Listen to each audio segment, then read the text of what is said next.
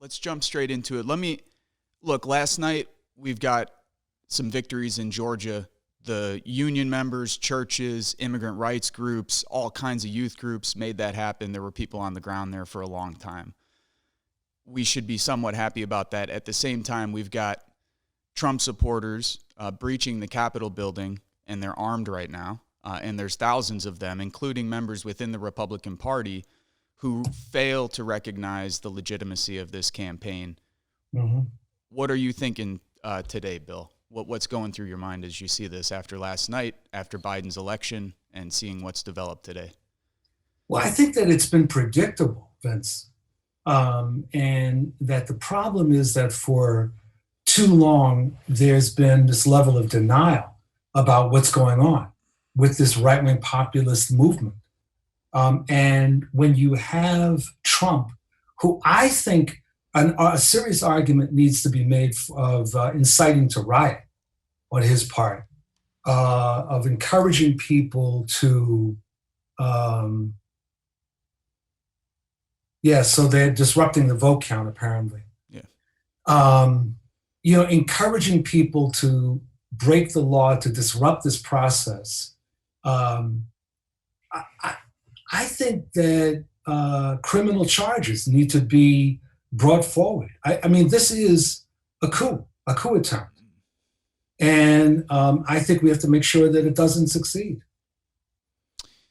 When people see what's going on right now, some of their first reaction is, we need to get in the streets, we need to battle these people, we need to arm ourselves. What do you say to people who are thinking, in my opinion, that response comes from a place of disempowerment? It comes from a place of not necessarily being organized and having a real strategy to move forward, but trying to react to this kind of Trump violence, which has also been a concern of mine, because I wonder what you think in terms of how we should respond. Do you think that there needs to be people in the streets at moments like this? Or do you think the real challenge is sort of getting back into communities, workplaces, organizing the kind of institutions that can build the kind of political power that would make us the hegemonic force in this country? Both. I think that in a situation like this, it helps to always outnumber the other side. But I think that the long term, so we need to outnumber the other side. I think that we need to push the government for criminal prosecution of all involved, up to and including the President of the United States, for incitement to riot. But I think that there's a longer term process of organizing and of confronting at the local level these fascists. The thing we're dealing with something where some of these people simply are not going to be able to be convinced by facts. We have to out-organize them.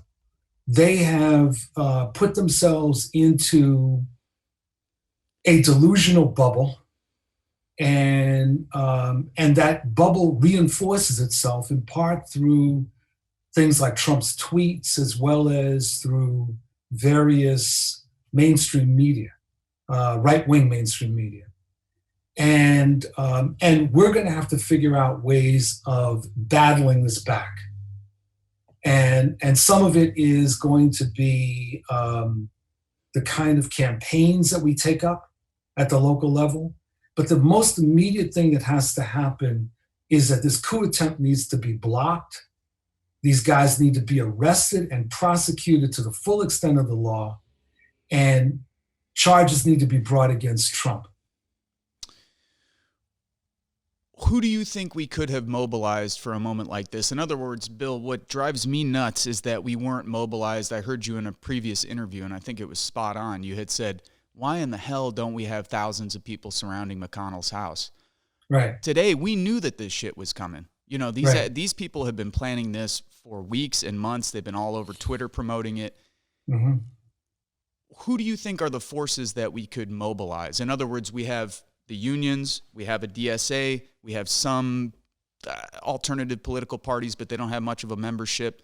There are community groups, there's immigrant rights groups. What's been frustrating to me is a lack of cohesion and a lack of coherence on our part. What we're doing, what we're combating, and finding a message that we could sort of rally around in this time right now.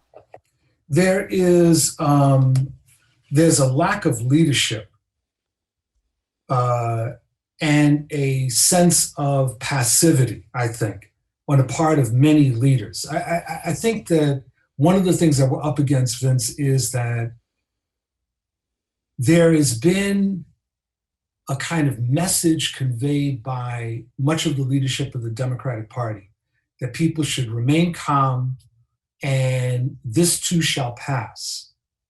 And I think that a better approach absolutely would have been, we have to mobilize and get people out into the streets.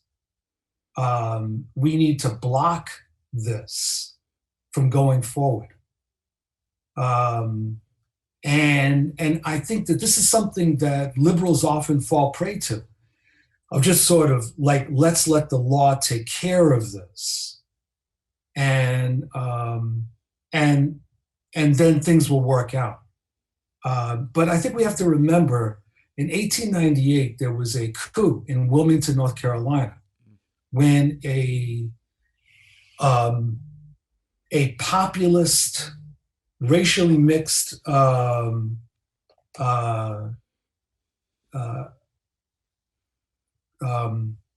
of candidates were elected to office. And these white supremacists carried out an armed insurrection against them. And with the idea of removing them from office, because from their standpoint, this was an illegitimate election. History's repeated itself. Now, what happened in 1898 is that the insurrection succeeded, and neither the state government of North Carolina nor the federal government did anything about it. My guess is that something will happen this time. The question is whether what Trump wants to do now is to declare martial law. Do you think the best way, let me ask you this. One of the confusions seems to be the left's response, or progressive left liberal response, to sort of what the state is capable of doing and how we should relate to the state. So in other words, before Biden was elected, I had sort of thought to myself, one of the challenges we're going to face when Biden gets in office is that, yes, there's going to be a left and a progressive movement that's hostile to him, sometimes for very legitimate reasons. As you've said over and over again, we cannot give him a honeymoon period. At the same time, it seems to me that we need a left that is sophisticated enough to understand that we have to defend existing institutions, however flawed and fucked up they may be, from right-wing attacks, from non-state actors on the right, who I think over the next 4 years, what we saw in Nashville, I expect to see more of that. What we're seeing today, I expect to see more of that. What do you think about how the left positions itself vis-a-vis the state with Biden in office, understanding he has to be pressured, but also understanding that we're going to need the state apparatus to put down some of these efforts? We have to be very clear that we're defenders of democracy. We defend democracy and we fight to expand it. What we see right now is an attempt to thwart democracy and to instill some sort of autocracy. And we cannot be sitting back passively while that's happening. And I think that there's segments of the left, particularly the ultra left, that take a sort of agnostic view on this. And that view is unpolitical, it is infantile, and is something that we need to reject.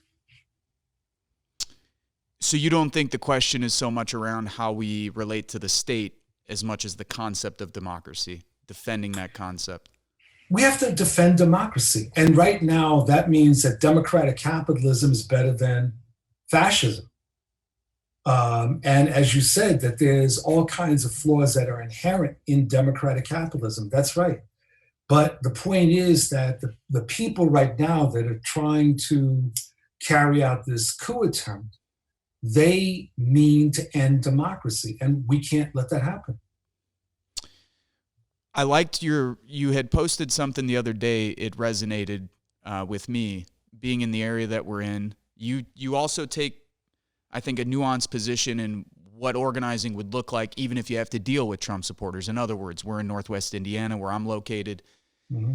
If we have to organize within the USW, there's a good chance we're going to have to run into and work with Trump supporters, say, on a specific campaign or issue. But the point you made earlier is also very clear and very important, and that is there is a significant segment of Trump supporters that you cannot speak to. Now, I don't know if the people watching or listening to this have family members or friends who are like this, but I have former friends and family members who are telling me that the sky is green and the grass is blue, and it doesn't matter what I tell them. It won't make a difference whatsoever. They are gone. I mean, zombies might as well have taken the brains out of their head and eaten them. There's no speaking with them. People, I think, ask themselves, well, how do you deal with those folks? Do you take them into consideration if you're organizing? I mean, I worry that we're going to be in a position where these people are going to become increasingly violent, and therefore my question around the state sort of has to do with how do we deal with entities, or what is the position that the left should have with, say, violent entities who are proposing this kind of violence, against... They need to be crushed. Yeah. They need to be crushed, pure and simple. I mean, there's two parts to this thing. One is, what do you do with organized groups? And then the other is, what do you do with individuals who are zombies? And so with regard to individuals, my conclusion has been for a while that you don't spend time trying to convince them out of their zombieism.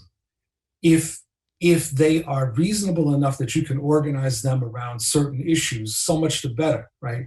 But that you don't spend a lot of time precisely because they are trapped in a delusional bubble. They're not coming back based on individual arguments. I was reading something before this call about someone who was talking to some Trump supporters in Georgia and was asking them, well, what about the president's call to the Secretary of State, the Georgia Secretary of State?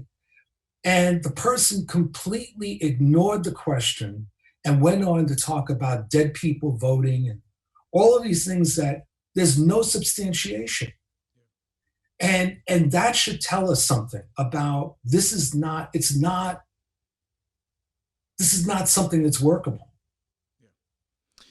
What do you think the role is for left media in a spot like this? It seems one of the things we've done a poor job of is having a coherent and consistent message instead of, say, even the last few weeks has been frustrating as hell. You see people sniping at each other on radio shows and YouTube programs. I mean, this kind of shit to me is really unhelpful at a time when we're facing these kind of threats. So when I think of a left-wing media, I think, yeah, of course people are going to have their own independent editorial lines, and I get that. At the same time, it seems to me that we should be sophisticated and coherent enough as a movement and as left-wing media entities to, when it makes sense, to sort of corral ourselves around certain messaging, to make sure that we're kind of promoting a similar path forward, even if it's in the short term, even if we disagree on other things.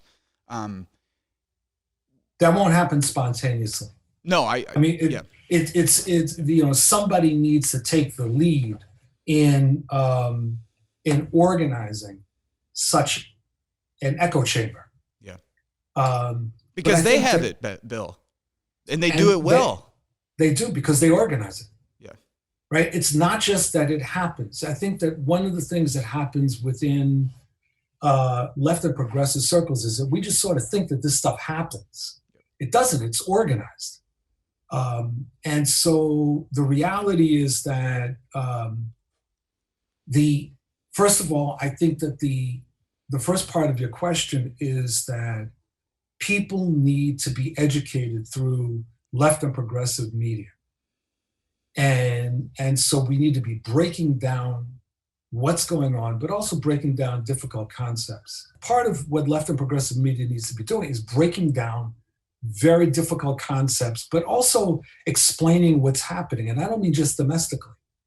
One of the things that I have faulted MSNBC for, and I consider them liberal, is this obsession on electoral politics when there's a whole planet with all kinds of things going on that regular people, don't often have an opportunity to understand and get be made aware. So I think that the critical thing is an educational role, promoting debate, but also then if you want to have echo chambers, someone, an institution, needs to take the lead in actually helping to make that happen. Our version of what the Heritage Foundation has done over the years. I couldn't agree more on that. What do you think we can learn from international movements, even movements in the United States in the past? So drawing from history, but also from contemporary examples. What do you think we could learn from movements around the world and even from our own history about how to battle right-wing populist nationalist movements? Well, several things. One is that we need to have a radical alternative to the existing system to the left. The second is that passivity never works. And that in the face of these attempts like coups, that you need to mobilize people. And I think that successful blockages have shown that. I think another thing that has been demonstrated is the importance of non-cooperation with coup people. It's really important that there is no cooperation, that there's no legitimacy that's given to the coup people. Yeah. That means rejecting them at every turn. At every turn. Including those around. I mean, in my thinking, any person who enabled anything that's happened over the last 4 years with this guy, but particularly over the last 3 months, they should be banished from civic society. I agree. I mean, I'm quite serious about exploring the issue of criminal charges against Trump. Oh, yeah. I mean, when he's giving speeches that he will not accept the election and inciting people, This also, to me, Bill, reminds me of a conversation we had a few months ago.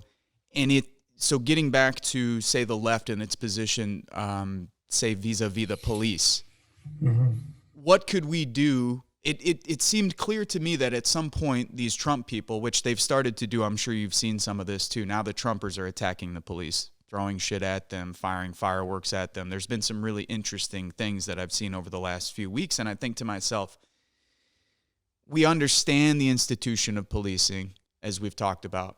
We understand the role that it plays in our society that can be destructive, particularly for black people, for indigenous people, for poor people. But it also seems clear to me that it would make more sense for us to be organizing when there's an opportunity with the police instead of outright sort of banishing them from any kind of organizing efforts or potential organizing efforts. Naturally already aligned with the right, but in my thinking, we shouldn't push them further to be aligned with these Trump people. That, these kind of opportunities when you have Trump people in the streets, pepper spraying the cops, throwing shit at them, fighting with them. If the left takes maybe a nuanced position here, we might be able to, I think, have a space to speak with some of those people. Do you think that's true? I'm not sure that it works. I don't mean that you create unnecessary enemies. I don't know what organizing within the police means in real terms. But what I do think is that the critical thing is demanding accountability on the part of the police, so that in such situation like what we're facing right now, they do not take a passive role. They do not sit back, that they are expected to enforce the law. Vince, I think in light of what's happening today, I'm going to have to cut this short because I'm getting all these calls and I'm going to have to respond. Yeah. So I'm really sorry about that, but obviously none of us expected this exactly. No. And I don't want to waste your time. I mean, No, you're not wasting my time. This is very important. But it's just more like I got to get back to this. Yeah. No, I hear you. Okay. All right. Thanks, man. All right, Appreciate Bill. it. Take care. Bye.